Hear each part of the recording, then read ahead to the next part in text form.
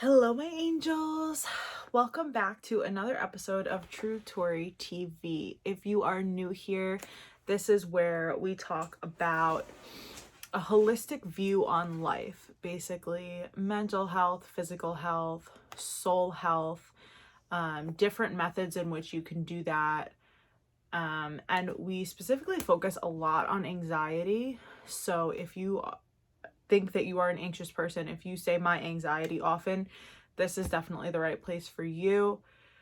And today we're going to be talking about why you should practice self-love before you do shadow work.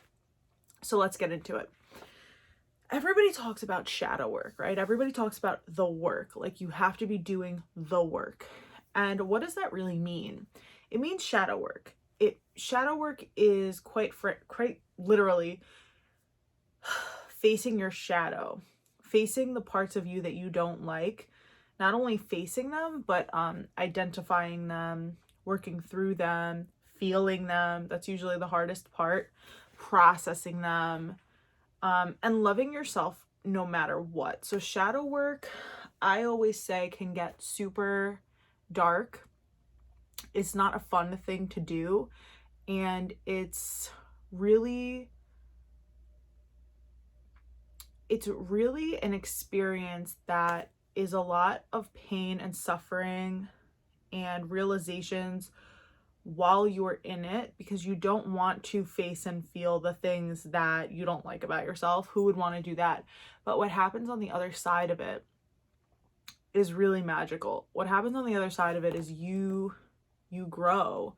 You realize what you don't like about yourself, what you can change, but also you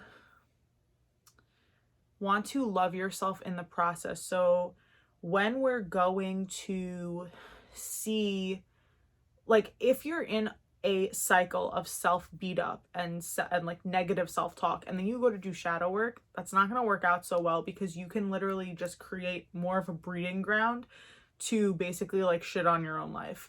And that's not what we want to do. We want to approach these things with love and grace. And so that's why I really truly feel, and I teach, that self-love before and after shadow work are super, super crucial and important. And so I'm going to tell you why. Because if you when you go into shadow work, you're about to go into an extremely uncomfortable situation. That's just not love behind me changing positions. You're going into an extremely uncomfortable situation. You can run from everything except for yourself. And so when we sit down to do shadow work, whether it's journaling, meditating, crying, processing, whatever it is, you are essentially telling yourself you're about to sit down with yourself. And so that can be one of the scariest things. It's not other people, it's you. It's the things that you constantly suppress that you just don't want to see. And so not only are you seeing them, but you're about to process them. You're about to bring them up and feel them. That's the scary part. And so you need to be your number one fan. If you're going through something uncomfortable, most of us, or some of us, I don't know, it depends on your childhood, but as you were a kid, when you were a child, maybe a parent was there, or a parent figure, or an older sibling. Someone was there to kind of like hold you and comfort you. Hopefully not everybody has that situation, unfortunately. But if you had someone to hold you and comfort you, you have to be that person now. And so even if you didn't have someone to hold you and comfort you, that means your inner child is probably even more wounded. And you need to really cultivate that self-love to be able to hold yourself, comfort yourself, be your own number one fan, be your biggest support system. Because as you go into something that's so incredibly uncomfortable, but also so incredibly rewarding, you need to be equipped to go into and also be able to kind of like pull yourself out of the darkness. And so that's why it's so important to do that self-love. So what do I mean by self-love? I mean positive self-talk, positive affirmations. And I know everyone's like, oh, positive vibes only is like BS. I agree. I don't think that you should constantly be positive when you're not feeling positive. But what I do believe is that you should always love yourself no matter how you are feeling. And that is a process that and a practice that you have to maintain. And so that's why there's a big difference between like positive vibes only and self-love no matter what. Because you can be feeling down or crappy or whatever, and I get that, and I encourage you to process that when it comes up, to feel it and not to just say positive vibes only. I can't feel that low vibration, because that's how it builds and we don't want that.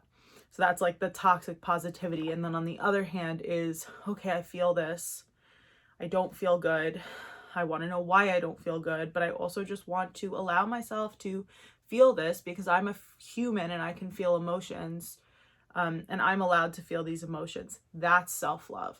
That's you holding space for yourself. That's you creating a loving, safe environment for you to feel and process whatever is going on. And so the way that you build that relationship with yourself is just consistently being there for yourself, consistently switching from negative self-talk to positive self-talk, consistently choosing eating healthy rather than eating bad because you think that that's going to make you feel better, when you know what'll really feel better. Self-love sometimes is self-discipline. Self-love is setting boundaries with yourself and with others.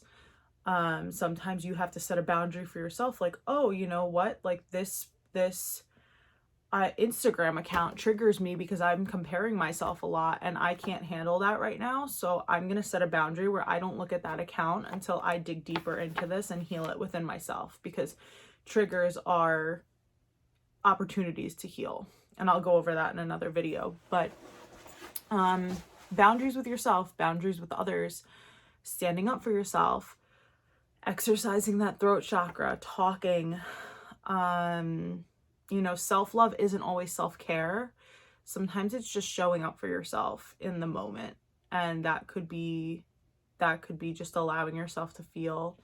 It could be going on a walk to clear your head. It could be, taking time to just watch a movie by yourself or just relax, or cleaning your space, cleaning the stagnant energy in your physical space. It can be so many things, and you need to define what it means for you. So I want to kind of give you a little assignment. If you haven't really tapped into your own self-love practices or what they mean for you right now, maybe you tapped into them a little while ago or a lot of while ago, and you haven't been able to get back to them because they just feel really hard. I want to invite you to journal on what would feel really good right now. What can you do for yourself that would feel really good for you right now? And that could be something that costs money, like a spa treatment, or it could be something that doesn't cost any money. It could be going on a walk. It could be like all of the things I just said. So I want you to journal on that. I would say to do it first thing in the morning when your subconscious is really fertile and really awake. Sometimes if you're not like seasoned and used to doing that at night, you could still be carrying things from the day. So in the morning is really when you're like most fresh, in my opinion. And so journal on that first thing in the morning. What could you do for yourself that would just make you feel so loved and so held by the universe and by you, not by anybody else? Because what worked for you in the past and why you're having such a hard time getting back to it may just be because it doesn't work for this version of you. It doesn't work for you right now, and that's okay. And so constantly reassessing, constantly getting to know ourselves on deeper levels, different versions of ourselves, is really, really, really important. And that's why this will help you so much. So let me know in the comments what you come up with, what your go-to self-love practices are, and I can't wait to hear what they are and how this worked for you. So definitely let me know in the comments if this video resonated with you, if it helped you, if you enjoyed it, if you want to see more. Please hit that subscribe button and click the little bell so that you get notified whenever I upload a video, and I'll see you on the next one.